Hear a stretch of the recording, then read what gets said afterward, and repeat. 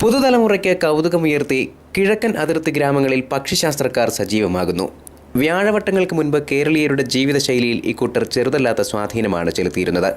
കുഞ്ഞൻ കമ്പികൾ പിടിപ്പിച്ച ചെറിയ കൂട്ടിലെ തത്ത, നിവർത്തി വെച്ചിരിക്കുന്ന തോർത്തിനുള്ളിൽ അടുക്കി വെച്ചിരിക്കുന്ന കാർഡുകൾ, പുറത്തിറങ്ങി കാർഡുകൾക്ക് ചുറ്റും ഒന്ന് കറങ്ങി അതിൽ നിന്ന് ഒരു കാർഡ് കൊത്തിയെടുത്ത് തിരികെ കൂട്ടിലേക്ക് തത്ത കയറും. പ്രതീക്ഷയോടെ ഫലമറിയാൻ വിശ്വാസിയിരിക്കും. തത്ത കൊത്തിയെടുത്ത കാർഡ് നിവർത്തി ഭാവിയും ഭൂതവും വർത്തമാനവും പ്രവചിക്കുന്ന പക്ഷിശാസ്ത്രക്കാരൻ.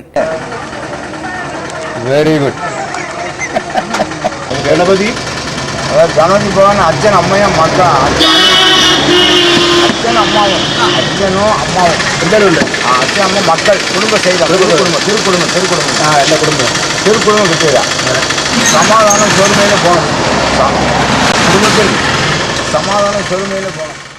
പിന്നെ പൂജയും പരിഹാരക്രിയകളുമായി മലയാളി നെട്ടോട്ടമോടും. തത്തയുടെ കലപില ശബ്ദവും പ്രവചനവും കുട്ടികളെയും മുതിർന്നവരെയും ഒരുപോലെ ആകർഷിച്ചിരുന്നു. കാലം മാറി.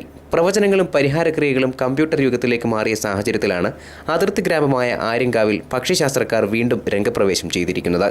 കമ്പ്യൂട്ടർ ജ്യോതിഷവും ജ്യോതിഷ പണ്ഡിതരും അരങ്ങുവാഴുമ്പോൾ പക്ഷിശാസ്ത്രത്തിൽ പുതിയ കരുക്കൾ നീക്കിയാണ് ശാസ്ത്രക്കാരനും തത്തയും രംഗത്തെത്തിയിരിക്കുന്നത്. News bureau, Aryankavu.